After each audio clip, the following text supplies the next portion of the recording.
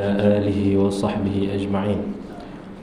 اللهم صل على سيدنا محمد الفاتح لما أغلق والخاتم لما سبق ناصر الحق بالحق والهادي إلى صراطك المستقيم وعلى آله وصحبه حق قدره ومقداره العظيم.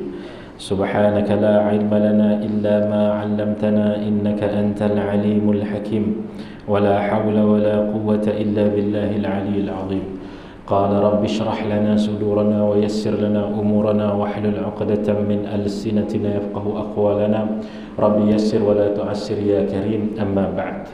السلام عليكم ورحمة الله تعالى وبركاته. Alhamdulillah, puji-pujian bagi Allah Subhanahu wa taala. Dengan limpah kurnianya kita dapat bersama-sama pada hari ini untuk kita sambung pengajian kita di dalam kitab Al-Aqidah Al-Islamiyah, Arkanuha, Haqaiquha wa Mufsidatuha, yang dikarang oleh Dr. Mustafa Said Al-Khind. Kita dah sampai kepada muka surat 67 golongan Qadariyah. Baik. Bismillahirrahmanirrahim. Qala al-muallif hafizahullahu ta'ala wa nafa'ana bi'ulumihi fid darain amin ya rabbal alamin. Kita sambung kepada bahagian Qadariyah. Ya, Qadariyah. Mu'tazilah selesai dah. Dia sebenarnya, tuan-tuan yang dimuliakan Allah Subhanahu wa taala, pahaman Mu'tazilah dan Qadariyah ni hampir sama pada zahirnya, tetapi ada sedikit perbezaan. Ya. Kalau kita rujuk di dalam beberapa kitab, antaranya yang dikarang oleh Al-Imam Ad-Dardir, misalnya kitab Al-Kharidatul Bahiyah, dan juga kitab tersebut merupakan kitab yang masyhur lah, ya, di kalangan para penuntut ilmu, terutama di dalam bidang usuluddin ataupun dalam bidang tauhid. Jadi banyaklah kitab tersebut disyarahkan oleh para ulama, antaranya syarahan Basair Azhariyah, antaranya yang mensyarahkan kitab tu lagi kitab Tahzib ala Kharidatul Bahiyah, dan juga kitab Bahjatus Saniyah, dan juga kitab-kitab yang lain, yang mana kitab tersebut dia menerangkan secara ringkas berkaitan dengan akidah ataupun kepercayaan golongan Mu'tazilah ni, dan juga Qadariyah, Jabariyah dan lain-lainnya. Tapi yang paling besar sekali, yang kita kata majoriti banyaknya adalah Mu'tazilah, Qadariyah, pada zaman-zaman mereka lah, Jabariyah. Sedangkan daripada Mu'tazilah itu sendiri, telah lahir begitu banyak sekali kita kata cabangan-cabangan yang wujud daripada Mu'tazilah itu sendiri, termasuk juga Qadariyah. Qadariyah ini cabangan ajaran yang lahir daripada Qadariyah ini, tuan-tuan yang dimuliakan Allah, ada lebih kurang 20. Ada lebih kurang 20 ajaran yang lahir daripada pemahaman Qadariyah ini. Itu dia. Jadi banyaklah, kalau kita tengok dalam beberapa kitab, dalam kitab Al-Furuq Bainal Firaq, antaranya menerangkan antara dia punya ajaran-ajaran dia, antara cabangan-cabangan dia adalah antaranya Ma'mariyah, ajaran Ma'mariyah, lagi ajaran Khattatiyah, antaranya lagi ajaran Nazamiyah, antaranya lagi ajaran banyaklah, ya, Kaqiyah semualah sekalilah. Yang iyah belakang tu. Itu dia, ya. Jadi ada lebih kurang 20 semua ajaran-ajaran yang lahir daripada kefahaman Qadariyah ini. Okey. Jadi tuan-tuan yang dimuliakan Allah Subhanahu Wa Taala, antara beza bagi Qadariyah dan Mu'tazilah ini, antara beza dia, walaupun kita nampak dia hampir sama, iaitu menafikan menafikan kita kata qada dan qadar Allah Subhanahu Wa Taala. Itu perkara asas mereka bagi Mu'tazilah dan juga Qadariyah ini. Tetapi ada beberapa sedikit perbezaan. Seperti mana golongan Mu'tazilah, mereka ini mengatakan bahawasanya Allah Subhanahu Wa Taala berikan quwwah. Quwwah ni apa? Iaitu suatu kuasa kepada makhluk tersebut. Okey. Dia beri kuasa kepada makhluk tersebut. Maka dengan kuasa itu, makhluk itu berbuat sesuatu tanpa ada kaitan dengan qada dan qadar Allah Ta'ala. Boleh faham? Itu golongan Mu'tazilah. Tapi golongan Qadariyah ni memang dia menafikan terus dari segi memberi kuasa kepada makhluk tu, tapi dia bahas cara lain pula. Ada perbahasan cara lain pula. Walaupun ada beberapa cabangan-cabangan dalam bab Qadariyah, tapi ini secara umum lah ya. Secara umum, kita tak bahaskan secara mendalam sangatlah. Okey. Dia kata apa? Dia kata salah satunya lagi, itu yang pertama tadi, iaitu makhluk diberi kuasa, maka dengan kuasa itu makhluk berbuat tanpa ada kita kata campur tangan daripada qada dan qadar Allah Ta'ala.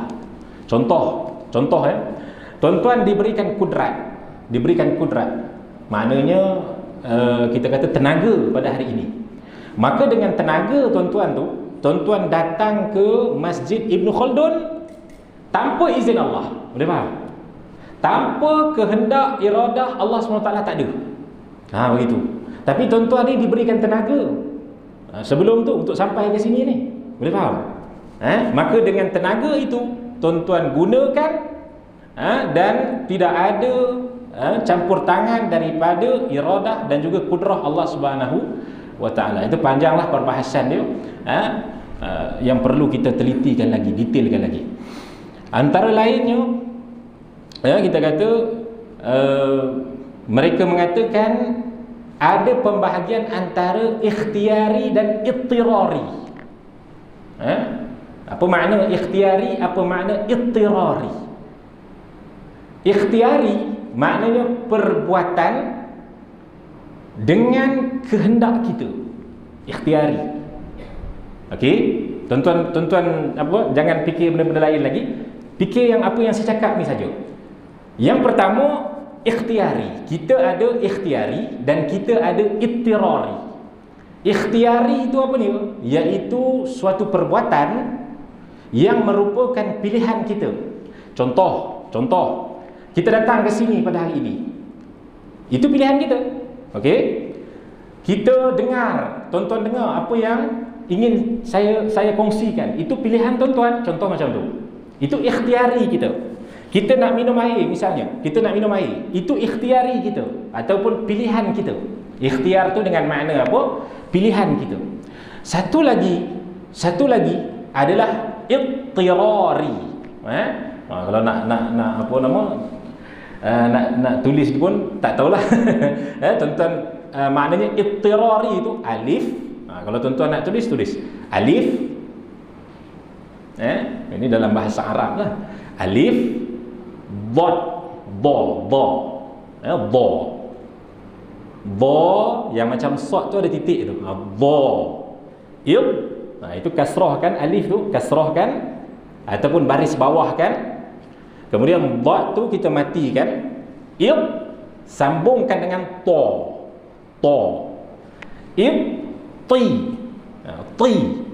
Ti itu to tu kasrahkan juga. Kemudian sambungkan dengan ra. Sambungkan dengan ra. Ra tu kita baris ataskan, maknanya fathahkan. Betul ke baris atas ni? Saya tak biasa baris atas dari bawah sini. Selalu saya belajar dulu dhammah, fathah, kasrah. Baris atas betul ya? Ra ataupun fathah. Ittira, ada alif di situ. Alif tu matikan. Ri, ra, ya. Ra, ya. Dah jadi macam mana dah tu?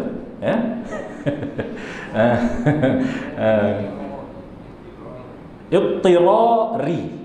Apa makna dia? iaitu satu, kita kata perkara ataupun suatu perkara yang berlaku tanpa kehendak kita sebagaimana ikhtiari tadi. Contoh, kita ikhtiari, kita berkehendak untuk apa? Untuk bawa kereta pergi masjid. Okey. Itu ikhtiari kita. Masa pergi masjid berlanggar dengan kereta depan. Okey.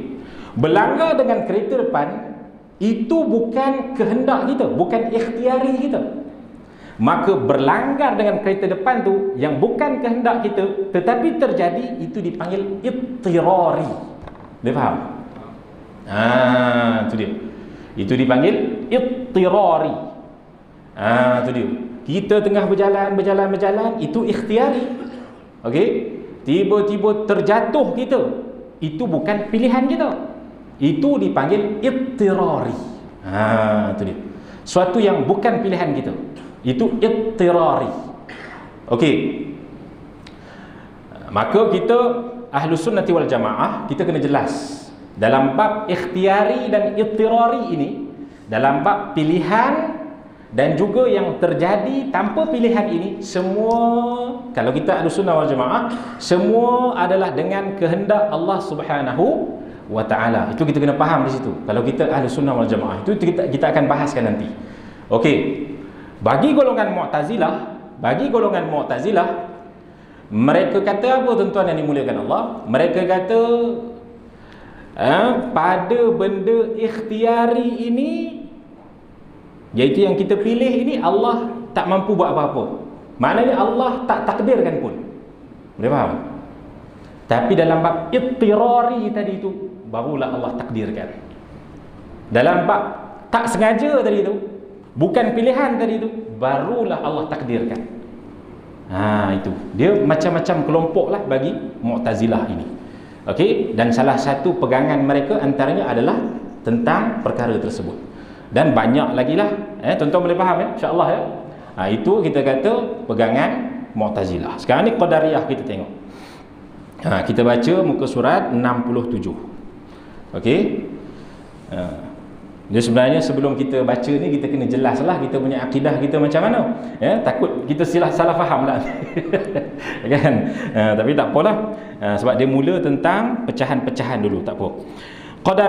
Qadariyah ni tuan-tuan, dia sebenarnya banyak juga para ulama bahaskan di mana kemunculan dia dan sebagainya.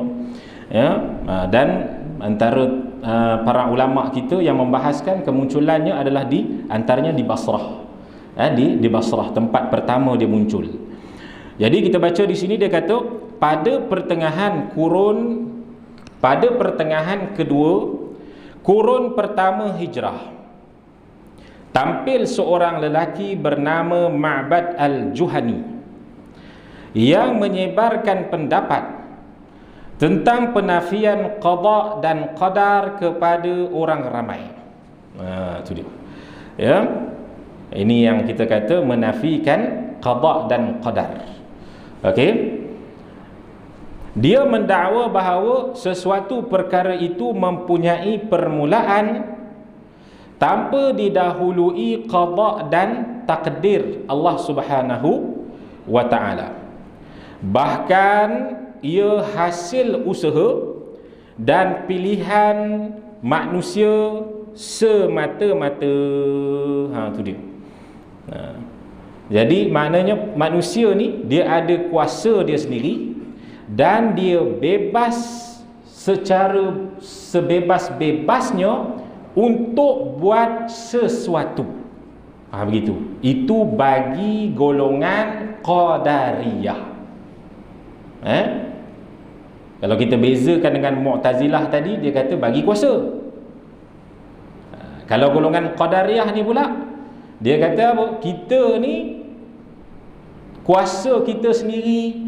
Allah cipta kita sahaja, dan semua yang kait dengan diri kita itu adalah dengan kehendak kita semata-mata. Maka di situ dia menafikan terus qada dan qadar Allah Subhanahu wa ta'ala. Bila dia menafikan qada dan qadar Allah Subhanahu wa ta'ala, maka secara tak langsung dia menafikan sifat ilmu bagi Allah. Okey, apa makna qada qadar? Itu dia. Okey, sebelum kita masuk pada sifat ilmu dan sebagainya, apa makna qada qadar? Qada dan qadar ni para ulama ada khilaf di kalangan Asy'ariyah, di kalangan Maturidiyah. Okey? Kita punya mazhab akidah kita ada dua. Satu Asy'ariyah, satu lagi Maturidiyah. Okey? Ini secara kita kata majoriti dalam dunia ni lah. Tapi sebenarnya di kalangan para ulama ada lagi mereka menjelaskan lagi dua lagi golongan mazhab akidah. Tapi itu tak ma'ruf sangat di kalangan kita. Okey? Sebenarnya ada dua lagi, iaitu golongan Athariyah dan juga golongan Sufiyah. Dia ada dua lagi. Tapi itu kita tak bahaskan. Okey? Kalau bahaskan panjang pula. Okey. Jadi di kalangan Asy'ariyah dan Maturidiyah ini ada khilaf, tapi kita ambil pandangan Asy'ariyah lah. Okey. Qada itu apa dia? Qada itu kita kata suatu kehendak Allah Subhanahu wa ta'ala.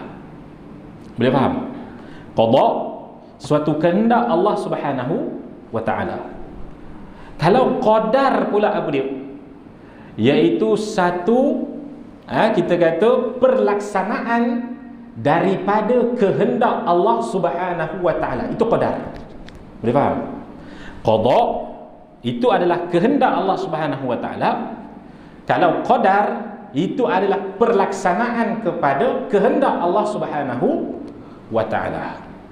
Itu dia. Itu makna qada dan qadar. Contohlah, kita bagi contoh. Qada iaitu Allah berkehendak tuan-tuan datang ke masjid. Maka qadar adalah Allah Subhanahu wa ta'ala memperjalankan tuan-tuan ke masjid ini. Boleh faham? Itu dia. Maknanya apa? Allah SWT dia berkehendak tuan-tuan datang ke masjid dan dia menjadikan tuan-tuan datang ke masjid. Itulah qada dan qadar. Itu dia. Okey? Jadi dalam bab qada dan qadar ini, bila kita nafikan Allah Subhanahu wa ta'ala itu tidak berkehendak dan juga tidak menentukan apa-apa pada makhluknya, sehingga mereka mengatakan Allah Subhanahu wa ta'ala baru mengetahui apa yang terjadi kepada makhluk setelah terjadinya perbuatan makhluk itu sendiri. Itu dia. Maknanya macam ni, tuan-tuan sebelum ke masjid Allah tak tahu tuan-tuan nak datang masjid. Boleh faham? Okey? Bila tuan-tuan datang masjid, baru Allah tahu, oh tuan-tuan datang masjid. Macam tu. Ini dia. Ini akidah mereka. Itu dia. Jadi dia menafikan sifat ilmu Allah Subhanahu wa ta'ala. Itu perbahasan dia pun panjang lah, sebab dia antaranya dia dengan Mu'tazilah. Mu'tazilah dia menafikan sifat ma'ani, tapi ma'ani pun kita tak masuk perbahasan dia lagi, tak apalah. Okey. Jadi dia kata Ma'bad al-Juhani mengambil pendapat ini daripada seorang lelaki Nasrani penduduk Iraq bernama Susan yang mengaku dirinya Islam. Susan ni tuan-tuan yang dimuliakan Allah, dia ni asalnya adalah lelaki Nasrani, kemudian dia masuk Islam, kemudian dia sebarkan fahaman ini dan akhirnya dia kembali kepada Nasrani balik. Itu dia. Ini yang dikatakanlah oleh beberapa penceritaan daripada kalangan para ulama. Maka mereka ini, Susan ini, dia antaranya lah kata para ulama, dia adalah orang yang mencetuskan kepada kefahaman ini. Yang mencetuskan kepada kefahaman ini, Qadariyah ini. Susan ni, seorang lelaki Nasrani penduduk Iraq bernama Susan yang mengaku dirinya Islam. Ma'bad orang yang pertama menyebarkan pendapat yang menafikan qada dan qadar. Itu dia. Justru golongan tersebut dinamakan qadariyah. Padahal kalau kita dengar qadariyah ni apa maknanya? Kalau kita letakkan makna qadariyah ini, pada asal maknanya adalah orang yang mengatakan ataupun golongan yang mengatakan Tuhan itu yang menentukan segala-galanya kalau ikut pada makna asal qadariyah. Tetapi di sini dia terbalik. Makna qadariyah di sini terbalik, iaitu apa? Yang menafikan ketentuan Tuhan, begitu. Menafikan ketentuan Tuhan. Para ulama melarang orang Islam menemui ma'bad dan mendengar kata-katanya, sebagaimana ungkapan menyatakan, jangan biarkan orang yang boleh mengelirukan minda menguasai pendengaranmu, kerana kamu tidak mengetahui apa yang tersirat daripadanya. Itu dia. Jadi ma'bad ini telah dipulaukan oleh para ulama, tetapi dia punya, kita kata, fasa zaman qadariyah ini, tuan-tuan yang dimuliakan Allah Subhanahu Wa Taala, itu dia ada beberapa fasa. Dan kalau kita tengok balik, qadariyah ini dia memang bertentangan dengan jabariyah. Bertentangan dengan jabariyah. Jabariyah ini yang kita dah belajar sebelum ni, iaitu apa? Dia kata bahawasanya Tuhan menentukan segala-galanya, kita tak ada usaha ikhtiar, kita tak ada. Itu jabariyah. Itu golongan jabariyah. Tapi qadariyah ni pula dia kata Tuhan tak menentukan apa pun, kita yang memperlakukan apa yang kita buat. Itu dia. Itu golongan qadariyah. Dan golongan qadariyah ni kata segala baik dan buruk itu adalah berdasarkan kepada perbuatan kita sendiri. Segala baik dan buruk, perbuatan buruk ke, berzina ke dan sebagainya, itu semua adalah perbuatan manusia sendiri. Itu dia. Jadi riwayat daripada Yahya bin Ya'mar dalam kitab Sahih Muslim menyatakan bahawa orang yang mula-mula mempersoalkan qada dan qadar ialah Ma'bad al-Juhani. Ketika Yahya dan Humaid bin Abdul Rahman al-Himyari mengerjakan haji atau umrah, mereka berkata, sekiranya kami menemui seorang daripada sahabat Rasulullah sallallahu alaihi wasallam, nescaya kami akan bertanya dakwaan mereka tentang qada dan qadar. Lantas mereka menemui Abdullah bin Umar bin Khattab radhiyallahu anhuma sedang berjalan masuk ke masjid, lalu mengapitnya di sebelah kiri dan kanan. Itu dia. Yahya yang menyangkakan Humaid mewakilinya bercakap, katanya, wahai Abu Abdurrahman, iaitu Abdullah bin Umar, sebelum kita telah lahir segolongan manusia yang membaca Al-Quran dan menuntut ilmu. Lalu Yahya pun menyebut golongan yang dimaksudkan itu mendakwa bahawa qada dan qadar itu tidak wujud dan setiap perkara berlaku tanpa kaitan dengannya. Kata Abdullah bin Umar radhiyallahu anhuma, jika kamu menemui mereka, katakan aku berlepas tangan daripada mereka dan mereka juga tiada kena-mengena denganku. Demi Allah, andainya seorang daripada mereka memiliki timbunan emas sebesar bukit Uhud, lalu dibelanjakannya, maka sudah pasti Allah tidak akan menerimanya sehingga dia beriman dengan qada dan qadar Allah Subhanahu wa taala. Maka tuan-tuan yang dimuliakan Allah Subhanahu wa taala, jadi perbahasan berkaitan dengan qadariyah, Mu'tazilah, Jabariyah ini, perbahasan dia sangat panjang. Sebab kalau kita nak bahaskan, kita kena bahaskan dulu berkaitan dengan qudrah iradah Allah, berkaitan dengan sifat ma'ani dulu dan sebagainya, baru kita boleh bahaskan. Takut dibahaskan nanti jadi tak faham pula. Sebab dia punya perbahasan dia memang mendalam. Okey. Dan pendapat para ulama berkaitan dengan mereka ini, golongan Qadariyah, Jabariyah dan Mu'tazilah ini, ya, golongan-golongan ini, adakah mereka ini terkeluar daripada Islam? Itu perbahasannya, ya. Maka para ulama, mereka telah mengumpulkan ada beberapa keadaan mereka itu terkeluar daripada Islam, ada beberapa keadaan mereka tak terkeluar daripada Islam tetapi mereka sekadar sesat sahaja pun ada. Tapi itu tak apalah, kita tak bahaskan lagi lah dalam bab tersebut. Seterusnya, Abdullah menyebut hadis yang diriwayatkan oleh Umar bin Al-Khattab berkaitan pertanyaan Jibril kepada Rasulullah sallallahu alaihi wasallam tentang Islam dan iman. Qala Rasulullah sallallahu alaihi wasallam an tu'mina billahi wa malaikatihi wa kutubihi wa rusulihi wal yaumil akhir wa tu'mina bil qadari khairihi wa syarrihi minallahi ta'ala. Jadi hadis ini hadis yang masyhur. Hadis apa? Hadis Jibril orang panggil. Ya, iaitu hadis yang mana Sayyidina Jibril datang bertemu dengan Rasulullah sallallahu alaihi wasallam, kemudian bertanya kepada Rasulullah tentang Islam, iman dan ihsan. 3 perkara ni. Islam, iman dan ihsan. Dan ada satu lagi yang ditanyakan yang berkaitan dengan sa'ah, iaitu qiyamah. Itu hari kiamat. Itu perbahasan dia pun panjang. Dia kata apa? Yang bermaksud sabda Rasulullah sallallahu alaihi wasallam, kamu beriman kepada Allah, para malaikat, kitab-kitab, para rasul, hari kiamat serta qada dan qadar, baik dan buruknya. Maka ketika tersebut Sayyidina Jibril alaihi salam bertanya kepada Rasulullah tentang apa? Tentang iman. Ya, akhbirni 'anil iman. Khabarkan aku berkaitan dengan iman.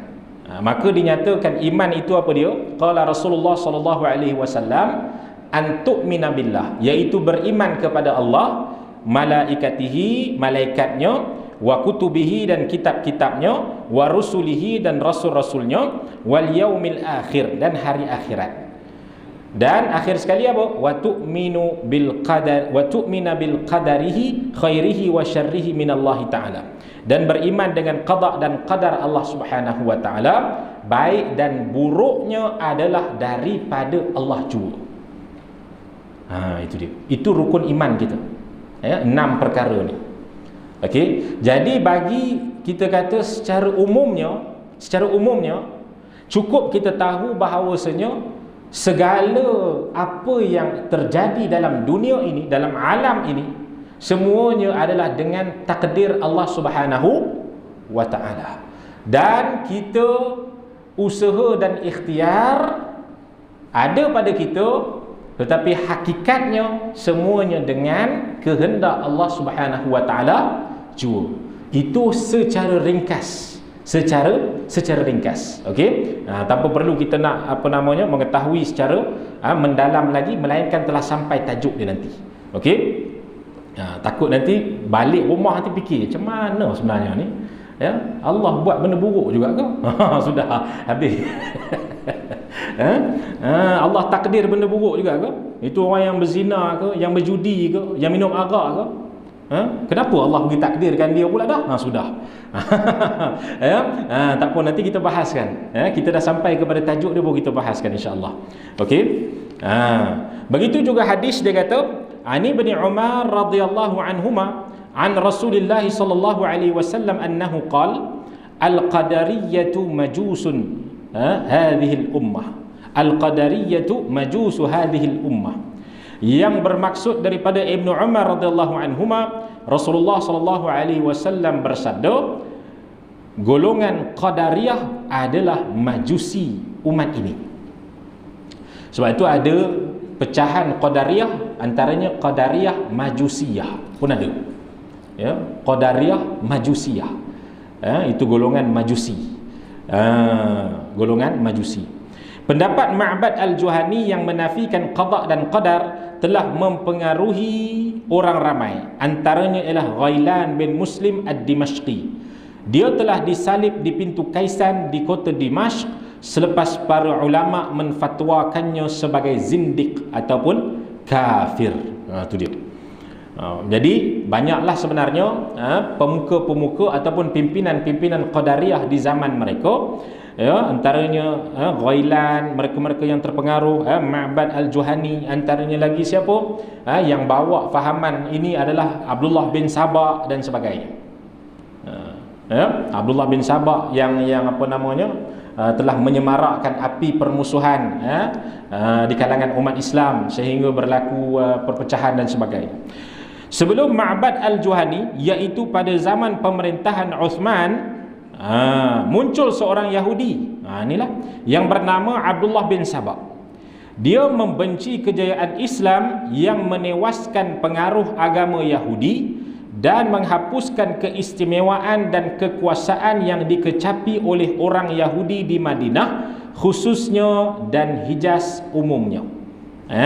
Jadi golongan Yahudi di Madinah ni mereka telah melanggar perjanjian dan akhirnya mereka telah diusir, yang akhirnya golongan namanya Abdullah bin Sabah ini dia ingin membalas dendam. Oleh itu dia menyusun strategi untuk menghancurkan Islam dengan berpura-pura memeluk agama Islam pada zaman pemerintahan Khalifah Uthman bin Affan radhiyallahu anhu. Dia berpura-pura memeluk Islam. Sama macam golongan itu adalah golongan apa? Golongan munafik lah, ya, kafir batin, zahir Islam. Zahirnya Islam, batinnya kafir. Jadi mereka ini, golongan munafik ini, mereka ada neraka khusus bagi mereka. Mereka ada neraka khusus bagi mereka. Dipanggil dengan nama neraka Hawiyah. Neraka Hawiyah. Itu golongan munafik. Fid darkil asfali minan nar, iaitu mereka ini akan duduk di neraka yang paling bawah sekali, kerak neraka. Itu golongan munafik. Itu dia. Sehingga itulah azab yang paling pedih sekali nak dibandingkan dengan azab golongan Yahudi dan sebagainya. Golongan Nasrani pun ada neraka mereka sendiri, golongan Majusi pun ada neraka mereka sendiri. Tapi golongan munafik itu golongan yang paling teruk azabnya dalam neraka nanti. Dinamakan neraka mereka ni neraka Hawiyah. Jadi mereka ini zahirnya Islam, kafir batin. Okey, kafir batin. Depan manusia mereka solat, belakang manusia mereka ini tidak percaya kepada Allah dan Rasul. Pada hakikatnya dalam hati mereka ini tidak ada kepercayaan kepada Allah dan Rasul. Itu dia. Maka macam mana kalau ada orang mati nanti? Contoh orang munafik. Kalau dia orang mati nanti, kita tengok pada hakikatnya dia ni solat, dia ni puasa, dia bagi zakat, contohlah, tapi dia hakikatnya munafik. Maka kata para ulama, orang sebegini mereka akan diuruskan sebagaimana urusan orang Islam juga. Itu dia lah, iaitu dikafankan dan sebagainya, dikuburkan di perkuburan orang Islam, tetapi di akhirat nanti mereka ini termasuk golongan kuffar. Mereka termasuk golongan kafir gitu. Jadi tuan-tuan yang dimuliakan Allah Subhanahu wa taala,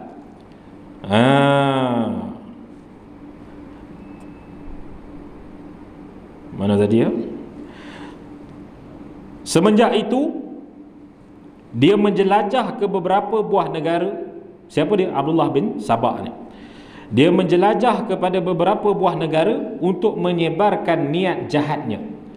Apabila tiba di Mesir, dia mendapati keadaannya sangat menarik dan sesuai menjadi pusat gerakannya, lalu dia pun menetap di sana dan berjaya mencapai niat jahatnya terhadap umat ini melalui 3 perkara. Itu Abdullah bin Sabah tu.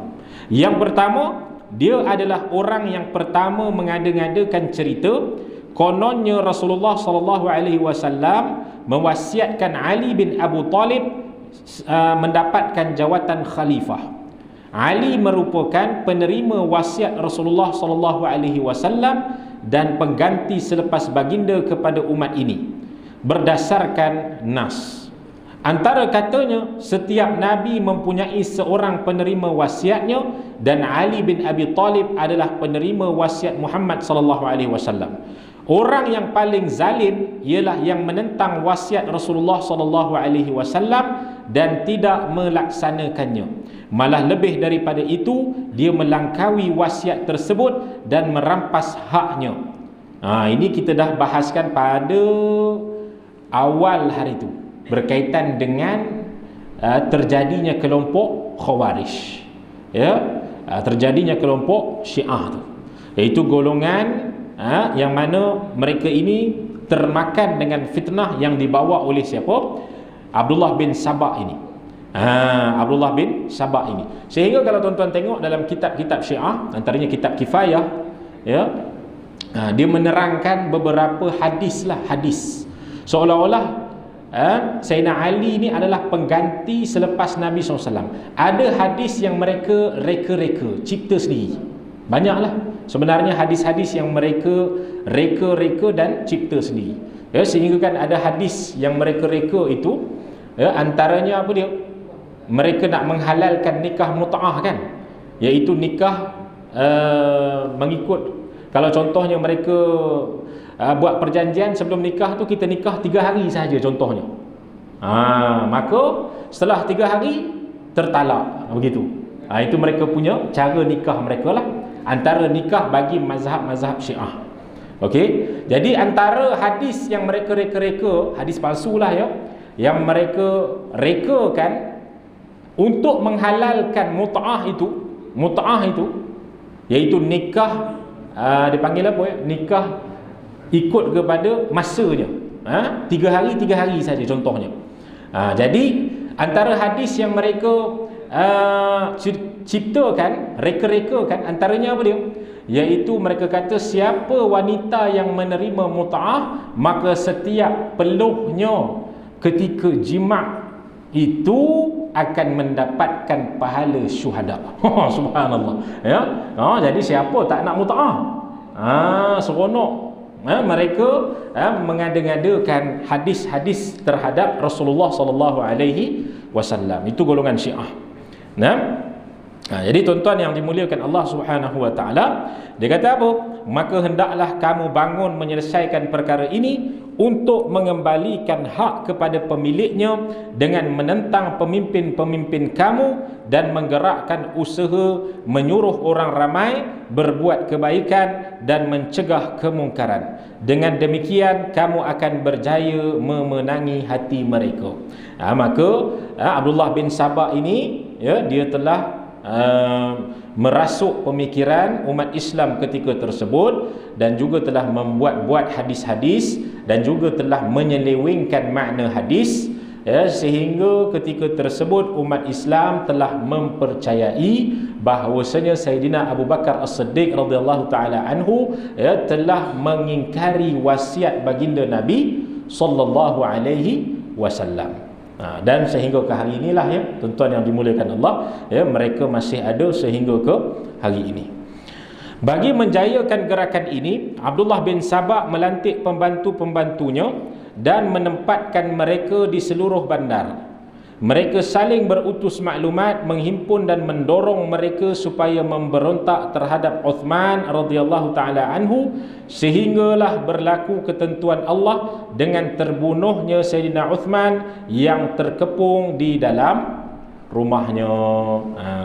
Sebab Nabi SAW pernah sabdakan kepada Sayyidina Uthman bahawasanya dia akan syahid. Sayyidina Uthman wafatnya pada umur 81. Sayyidina Uthman wafatnya pada umur 81. Itulah sahabat Nabi SAW yang paling lama umurnya. Antara sahabat Nabi SAW yang lama umurnya ada Sayyidina Uthman radhiyallahu taala anhu. Dan dia wafat kerana apa? Kerana dibunuh. Dan itu yang telah diberitakan oleh baginda Rasulullah sallallahu alaihi wasallam. Sayugia jangan dilupai bahawa Ali telah memberi taat setia kepada Uthman sebagai khalifah. Sekiranya isu perlantikan Ali sebagai khalifah itu berdasarkan nas, sudah tentu dia keberatan menarik diri daripada hak tersebut dan redha pula dengan kebatilan, serta berpuas hati tidak melaksanakan wasiat Rasulullah SAW. Maknanya Sayyidina Ali kalau dia mengatakan bahawasanya Abdullah bin Sabah ni betul, sudah pastilah dia akan bersetuju dengan pembunuhan Sayyidina Osman. Tetapi yang berlaku sebaliknya. Namun begitu, orang yang akalnya lemah sahaja mudah menjadi sasaran dan terpengaruh dengan pemikiran yang ganjil lagi sesat itu. Kerana kita dah bahaskan sebelum ni, Sayyidina Ali menerima majlis tahkim dan sebagainya. Okey.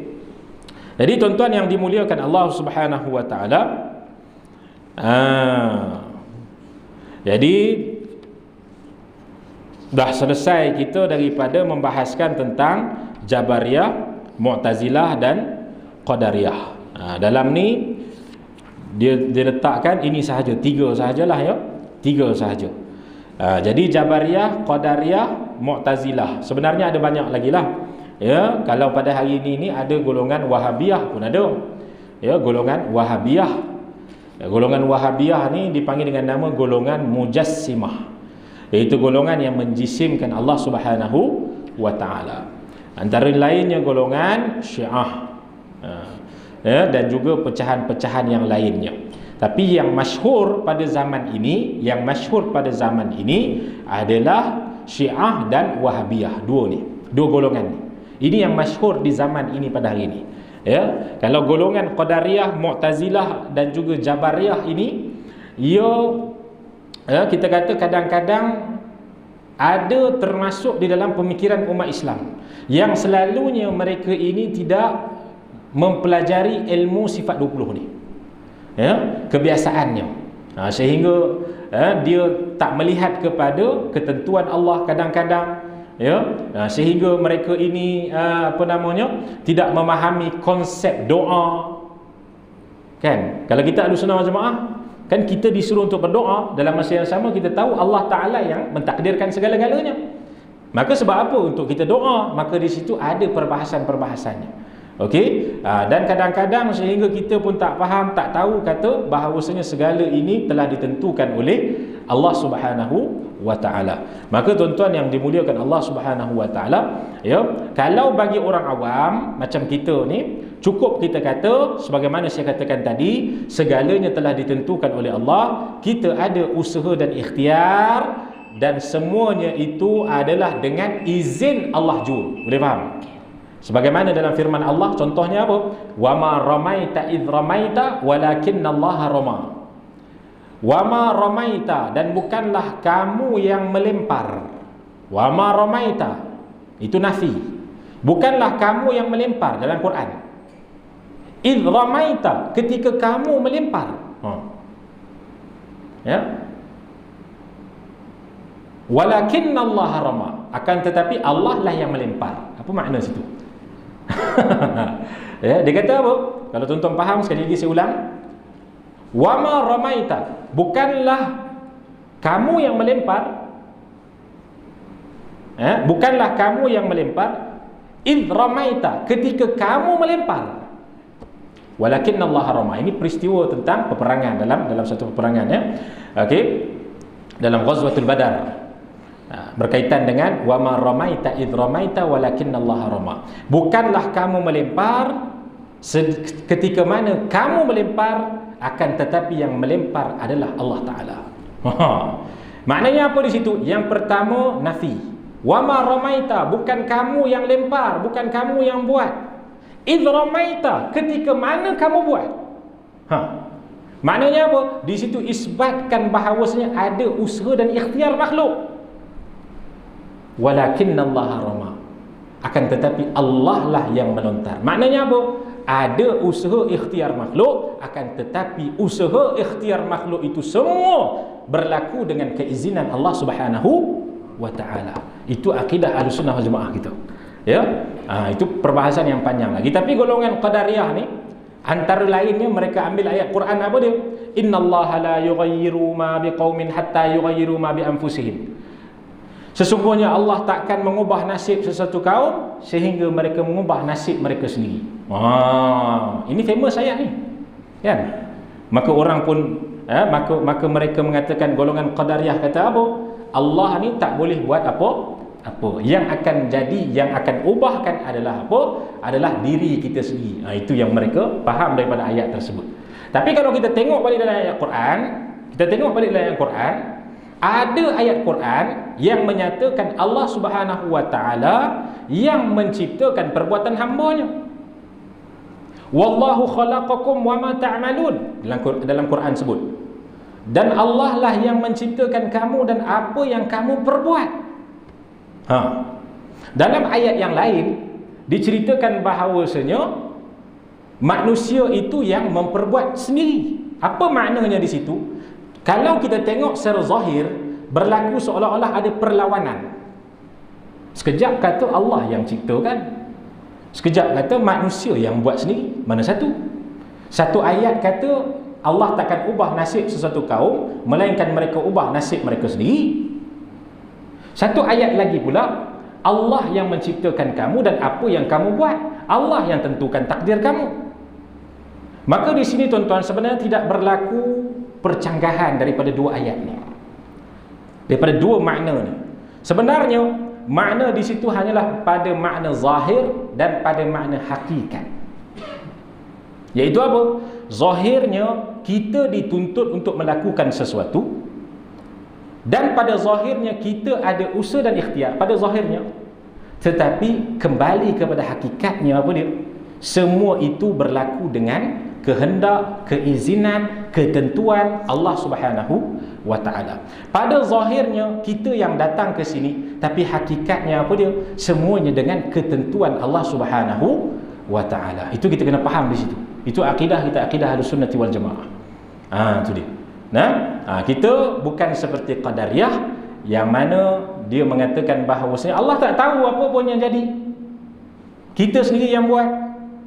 Ataupun golongan Jabariyah, semuanya ditentukan oleh Allah, kita tak ada usaha ikhtiar, tak boleh buat apa, tunggu je. Biar kalau contohnya kena pukul lah kita. Kalau kata kita ni tak apa, kita lapar, kalau Allah tak tentukan kita makan, tak makan lah, kita tunggu je makanan. Contoh macam tu. Itu golongan mana? Golongan Jabariyah pula. Jadi tuan-tuan yang dimuliakan Allah, kita ni tengah-tengah. Kita ni duduk di tengah-tengah. Setengah ulama kata kita hampir kepada Qadariyah, setengah ulama kata kita hampir kepada Jabariyah. Dia macam perbahasan lah. Cuma tuan-tuan yang dimuliakan Allah, kita ni pada hakikatnya kita berada di tengah-tengah. Iaitu pada zahirnya kita adalah Qadariyah, tetapi pada batinnya kita adalah Jabariyah. Boleh faham? Pada zahirnya kita adalah Qadariyah, iaitu mengatakan kita ada usaha dan ikhtiar pada zahir. Tetapi pada batinnya, yakni hakikatnya, kita adalah Jabariyah, iaitu mengatakan segala apa yang kita lakukan itu adalah dengan kehendak ketentuan Allah Subhanahu wa taala. Itu dia. Boleh faham? Itu dia. Jadi tuan-tuan yang dimuliakan, ya.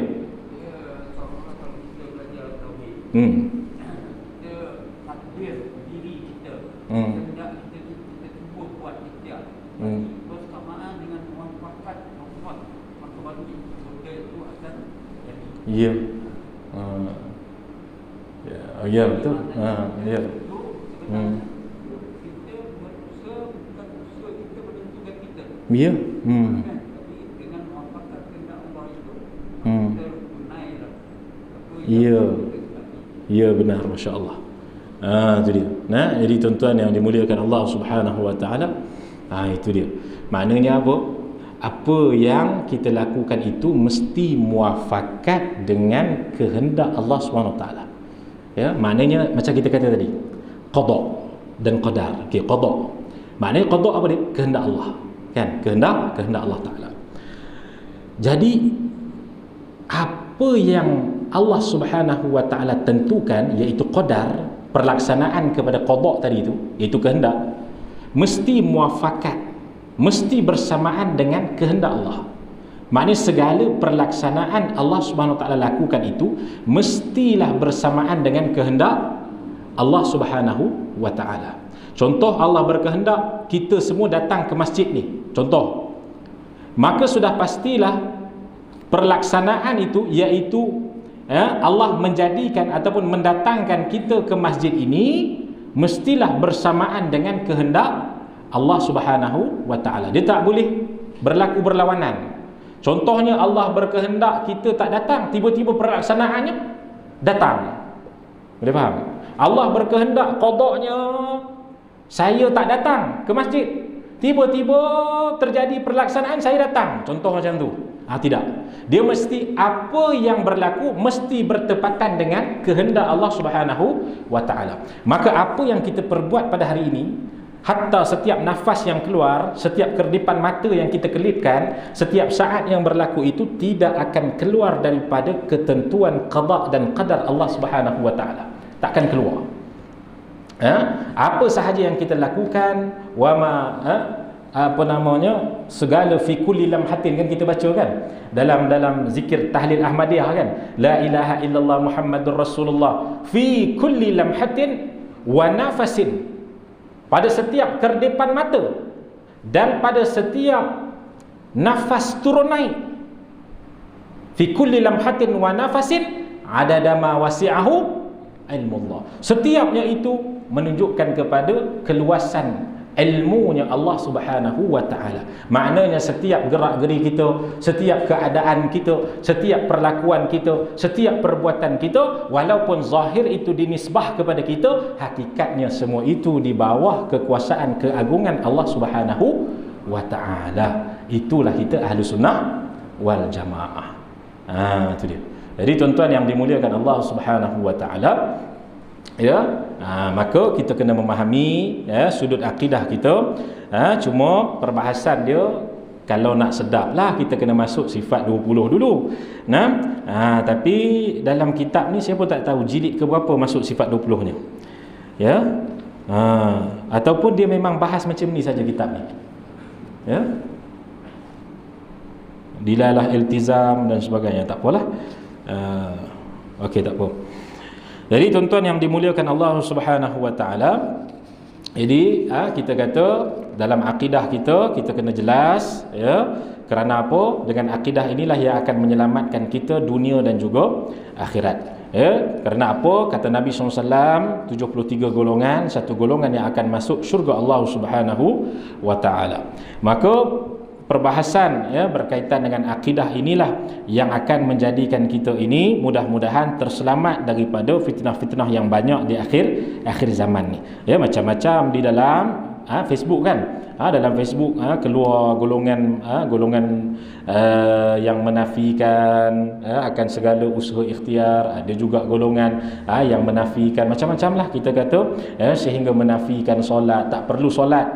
Bukan dia menafikan solat, dia kata tak perlu solat lagi. Contohnya selagi mana kita ni tak khusyuk dan sebagainya. Contohlah kita ni dalam kehidupan kita ni Allah SWT takdirkan macam ni dan macam-macam lagi, sehingga kita tak mampu nak buat apa pun, maka tak perlulah buat. Contoh macam tu. Sehingga ada di kalangan mereka pula yang kata, kenapa Allah tak masukkan orang kafir yang berbuat baik ke dalam syurga Allah? Kan? Jadi semua itu syubhat-syubhat ataupun perbahasan-perbahasan, masalah-masalah yang dikemukakan dalam fitnah-fitnah yang mudah untuk tersebar pada hari ini. Mudah sangat. Kalau dulu susah. Dulu kalau kita kata orang pakai handphone, kalau di sekolah dulu pun handphone 3 10 sen, kalau baling anjing mati anjing tu kan. Itu dia. Tapi hari ini mudah saja, klik saja dalam ni settle. Apa saja nak boleh tanya.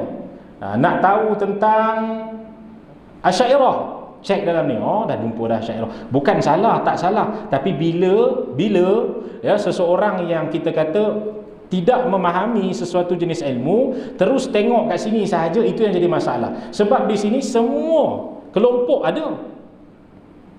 Di sini ada kelompok yang telah difatwakan sesat oleh Majlis Jabatan Mufti Negeri Sembilan pun ada blog mereka.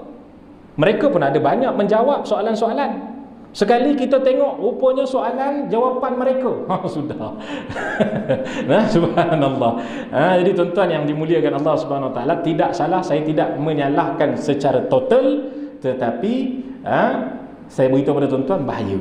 Bahaya. Kerana memang makin lama makin menyebar, makin lama makin menyebar, makin lama makin menyebar. Golongan yang kita kata, saya kesian pada mak ayah lah, pada kesian pada orang yang baru nak mengaji dan sebagainya.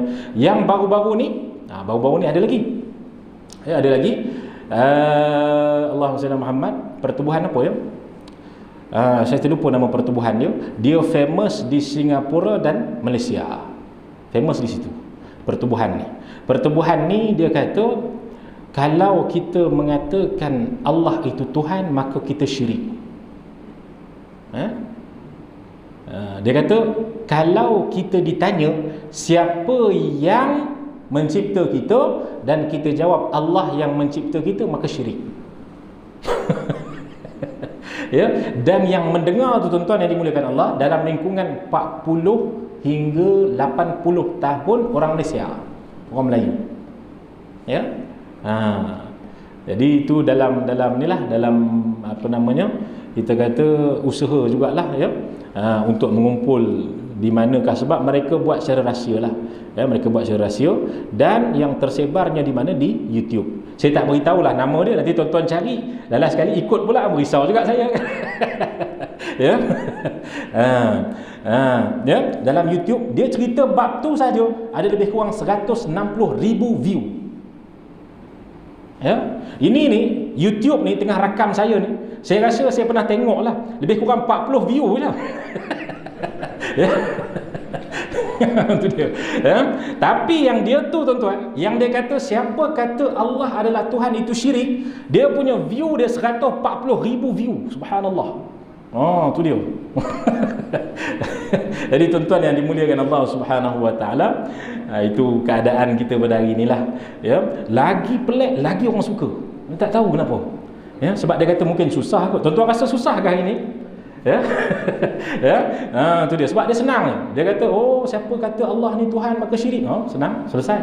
Tak payah kata Allah Tuhan, dah, tak payah sembahyang, tak payah puasa.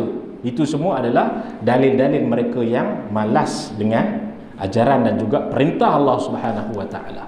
Ya, maka tuan-tuan yang dimuliakan Allah Subhanahu wa taala, moga Allah selamatkan saya dan tuan-tuan, selamatkan zuriat kita, selamatkan anak cucu kita, selamatkan masyarakat kita, dan kita pohon kepada Allah agar Allah memberikan kekuatan, kebaikan dan keizinan, agar Allah Subhanahu wa taala menurunkan rahmat dan kasih sayangnya kepada para ulama kita, kepada guru-guru kita yang berusaha untuk mengajarkan agama kepada umat Muhammad sallallahu alaihi wasallam, khususnya di negeri Sembilan ini. Moga Allah Subhanahu wa taala memberikan kebaikan kepada mereka lagi dalam usaha mereka supaya semua akidah umat Islam terutama di negeri Sembilan ini terselamat daripada fitnah-fitnah akhir zaman yang makin menyebar ini. Wallahu taala a'la wa a'lam. Amin ya rabbal alamin. Dan kita tutup dengan tasbih kafarah dan suratul Asr. Bismillahirrahmanirrahim. Subhanakallahumma wa bihamdika asyhadu an la ilaha illa anta astaghfiruka wa atubu ilaik. Bismillahirrahmanirrahim. Wal 'asri innal insana lafi khusr illa alladhina amanu wa 'amilus salihat wa tawassaw bil haqqi wa tawassaw bis sabr. Walhamdulillahi rabbil alamin. Wassalamu alaikum warahmatullahi taala wabarakatuh.